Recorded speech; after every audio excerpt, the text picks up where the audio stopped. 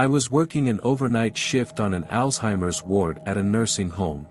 It was about 3 in the night, and I was making my rounds, peeking into the rooms to make sure the patients were where they should be. I went into one room, and this 83-year-old woman was sitting straight up in her bed, staring at the wall. I slowly walked into the room and calmly asked her if she wanted to lie back down. She turned her head slowly, looked me right in the eye, and said, "They're coming for you, dear." Then she started laughing. I'm talking full-on hysterical, insane cackling. I almost pissed myself right there. She finally calmed down, and I got her to lie back down.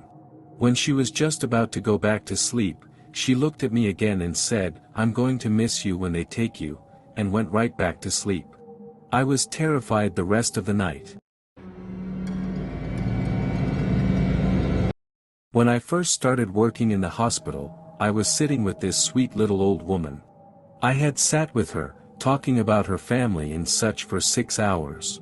Towards the end of my shift, 9 in the evening, they decided she didn't need to have a heart monitor, so they transferred her to a different unit. Once we got to the new room, she started acting differently, just generally angry, I would say. Then all of a sudden, she tried to jump out of the bed, a big no-no at hospitals, so I immediately got up to stop her. She started screaming bloody murder about how her house was on fire, and her family was inside and she needed to get them out. I tried to calm her down, but to no avail. She started yelling at me about how I'm going to rot in the flames of hell because God told her so, and how I was responsible for her family's death. Staring deep into my eyes, she told me all about how I will burn in eternal flames, and that I am filled with evil. I thought, okay, at least she isn't worried about her family or trying to get out of bed. But then she started screaming at the top of her lungs in what I can only describe as Latin or maybe even gibberish. She then ripped out her dentures, threw them at me, and pulled all of the skin on her face back into this long, stretched out, creepy smile. She let out a blood-curdling scream while her eyes rolled back into her head like some sort of possession scene in a movie. Just as she let up, my relief came into the room. I wished her luck and booked it out of there. The second I got off the unit, I called my mom and cried for a good 15 minutes. I still think of her stretched out face sometimes. I was a pharmacy technician at a hospital with a psych ward for some time.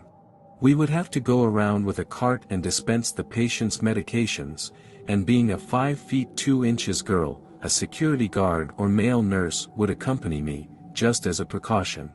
I never had any real issues other than the occasional death grip onto my arm or manic outbursts, but there was one boy who was entirely different.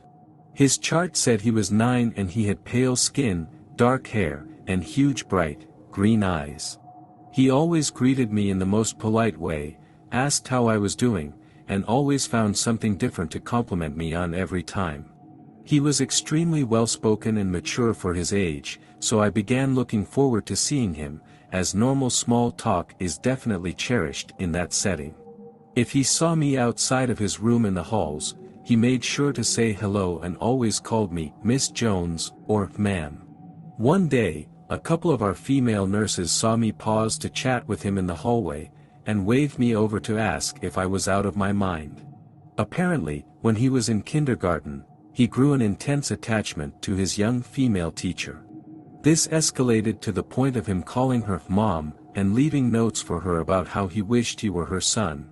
He had a normal home life with both parents, and the teacher tried to explain to him that she couldn't be his mom because that would hurt his real mother's feelings, and that she already had that job covered.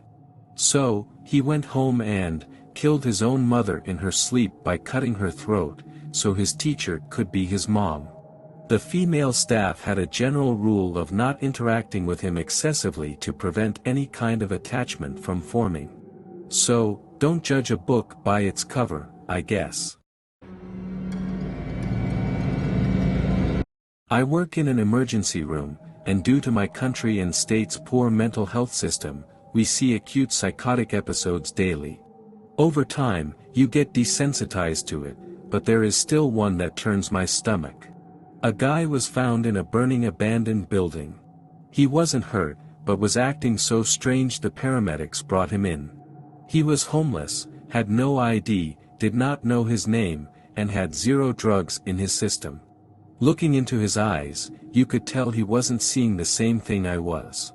So I'm trying to get his name or anything out of him, and he keeps telling me he was a pilot for the Air Force and flew experimental airplanes, because he could withstand the G-force and his blood was naturally thin.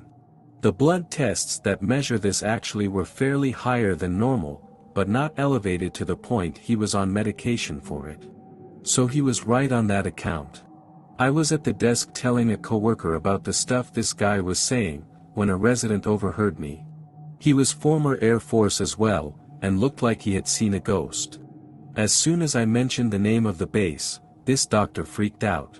He said that city/base has no roads in or out and a lot of top secret testing goes down there. He said that you don't know about it unless you've been there. He told me not to talk about it or make a big deal. This gave me an even weirder vibe. My clients have dementia, and there's one who creeps me out a lot. During the day, she's the sweetest old lady, but at night she sleep talks. And it's not normal sleep talking. Her eyes are open, and sometimes she's sitting up. Sometimes it's impossible to tell when she has gone from sleeping to being awake, until she turns to you and asks if you've seen the little girl that was just here, the one she was talking to. She talks about people being there all the time, including a little boy that has died, and she wonders what we should do with the body. She mentions a little girl that sleeps with her, a man that orders her around, and her dead husband who is always looking for her. I heard her talking once, and she was being very loud, but as I reached the open doorway, she said, "Shoo. They're all sleeping. Better not talk about it now." And she promptly stopped talking and just lay there very still.